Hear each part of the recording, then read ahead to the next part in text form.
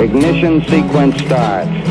6, 5, 4, 3, 2, 1, 0. Liftoff. We have a liftoff.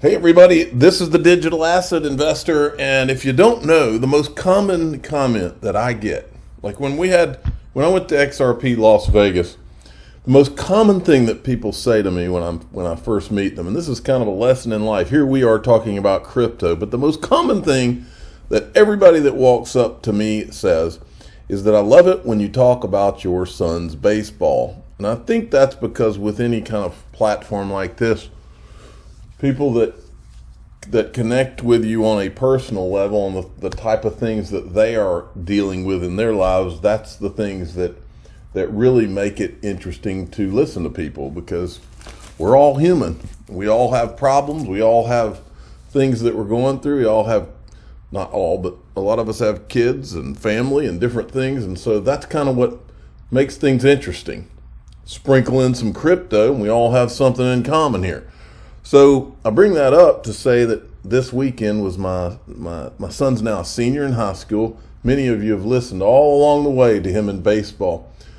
Well, this summer he got up to 86 miles an hour, which puts him in that kind of upper Division 2 potential or lower Division 1.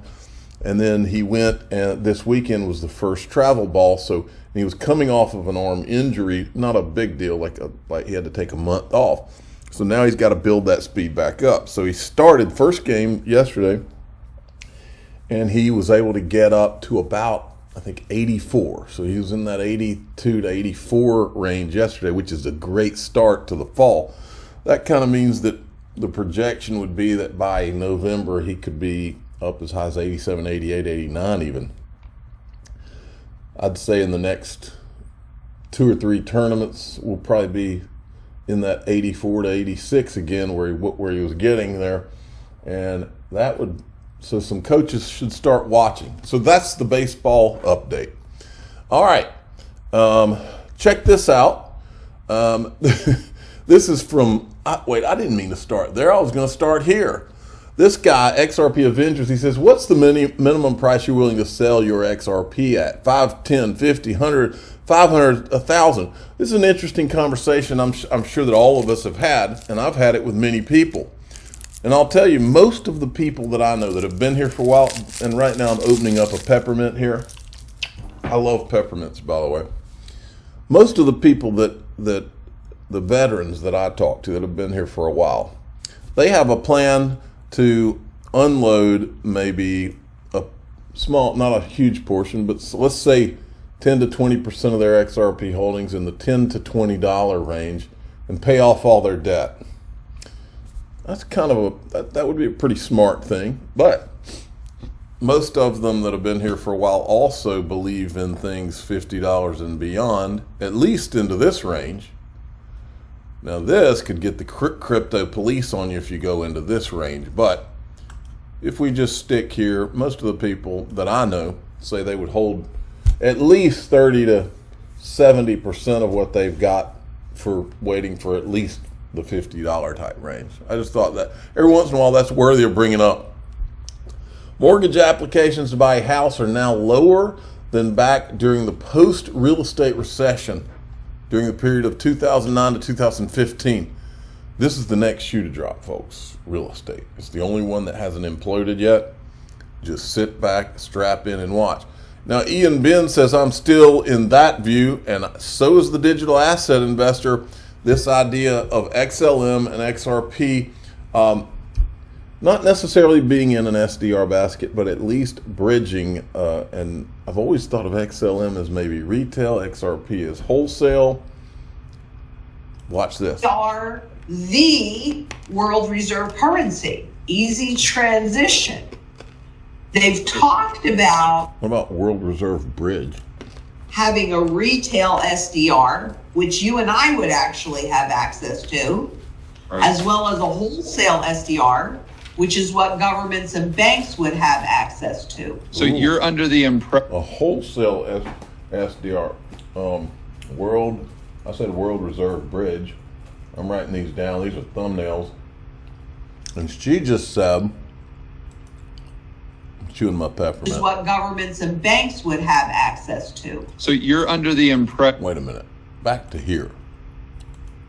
As well as a wholesale SDR, which is what governments and banks would have access to. So you're under the impression. Wholesale SDR. All right. Okay, moving along.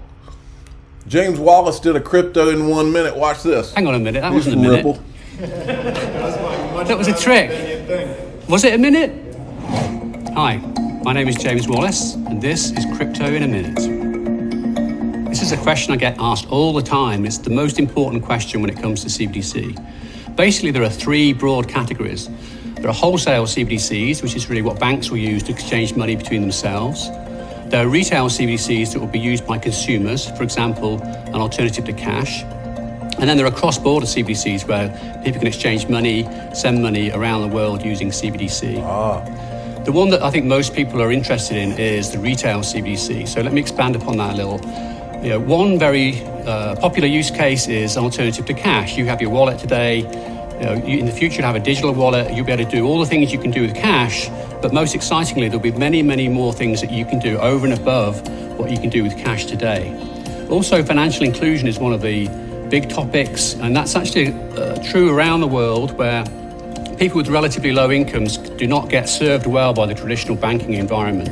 So, I think we'll look back in a few years and we'll see literally hundreds and hundreds of different use cases that will be all taking advantage of CBDC. And look at that, I finished more or less on time. He did it. All right. Then last night, Ethereum co-founder Vitalik Buterin X account was taken over and used to steal $700,000 in crypto and NFTs. Now, this guy's name is Thomas Silkjaer, head of analytics and compliance at the XRPL Foundation. Listen to what he says. He's at Apex. We are really excited about the future of the entire ecosystem, and especially how XRPL native smart contract capabilities can and will attract businesses that have for many years never even seen XRPL as an option for their projects.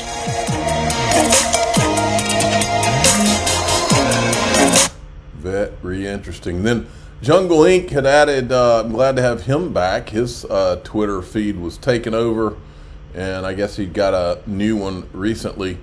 Check this clip out with David Schwartz at Apex. The way the interoperability is going to look probably for the XRP ledger is probably going to be side chains or sort of adjacent layer ones. So if you think about a feature like any sort of feature that's kind of heavy and that requires like tremendous resources to implement, Hooks is a good example of a feature that's like moderately heavy.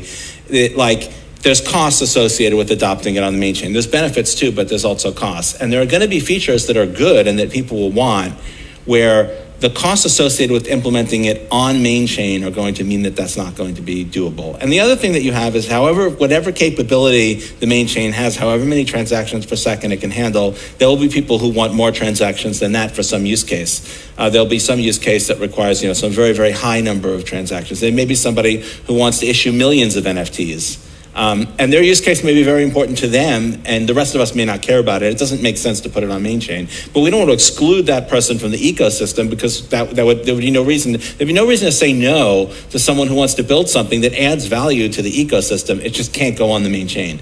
So what that means is that we need to have a robust ecosystem of things like side chains and other layer ones, and we need asset portability. Because one of the most difficult things about launching a sidechain is getting assets that have actual value on it.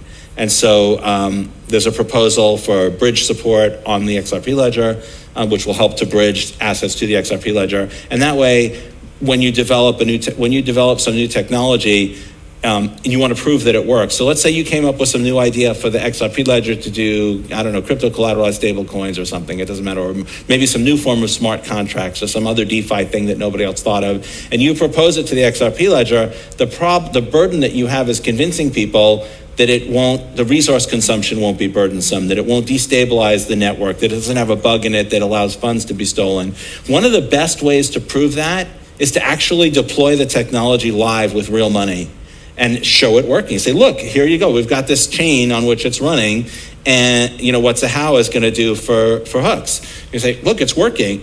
Obviously, it could break, but if it works, look, it's working. Here it is handling real money. Our validators are stable. Their resource consumption is reasonable. The network is working. This is proof that this is safe to adopt, and that will help to sort of overcome that heavy burden that we don't want to make changes to main chain that could risk destabilizing the network or causing other problems. And so that ecosystem is going to be good for the main chain.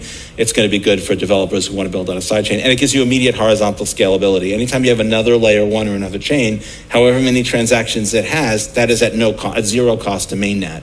And so you can immediately have, another chain with 1,000 transactions per second, or it could be a chain that's heavier or lighter, has different features that you want. That's going to enable people to broaden that ecosystem. And it's also going to lower the sort of cost of admission. Right now, you want to get a feature running with real money, you got to get it adopted on mainnet, which is very, very difficult to do. Being able to launch it on a sidechain is just going to stream. All right, interesting stuff. Now check this out. After listening to that, Bitcoin's Lightning Network usage is down 84% since last year, and its capacity has plummeted by 15% over the last 3 months. The Lightning Network can only handle 5,000 Bitcoin, which is 0.00023% of Bitcoin supply. Maxis are dead silent about this. And I said the XRP ledger has always been a Lightning Network. This guy says exactly what's correct. They are trying to will Bitcoin to victory. It's like driving a car without wheels. And then, of course, yesterday, Mr. Intuitive had said this, and it's so right. As you listen to this, I'll read what he said. You can never convince me that this is the way. And you can't convince the digital asset investor either, because that's a joke. I'm the digital asset investor. I'm not an investment advisor. This is for entertainment purposes only. Please subscribe, hit the like button, and tell your friends and family that this is my fantasy football lineup for today. And those of you that play fantasy football, I'm sure many of you will tell me that I'm in trouble. I don't know. Trevor, well, let me pull up Trevor Lawrence. I've got Devontae Adams. Samuel is my wide receiver. How do I say his last name? Olave from New Orleans, wide receiver. Austin Eckler. Tony Pollard from Dallas. I got M. Andrews, Baltimore. Jay Cook, Buffalo. I got... let me see who I've got here. Pittsburgh Steelers are my defense. Franklin and Baker are my defensive players. McPherson's my kicker. There you go. And by the way, I made a mistake. Well, I didn't make a mistake, but in our league, if anybody, you can't drop anybody once you've done your draft before the season's over. And so my tight end was Andrews, and he is out. So I can't replace him. I have to play with no tight end today. He's out as of about a minute ago. No good. Who knows? Maybe I'll have a killer outing anyway. I'm the I think I already said that. See ya.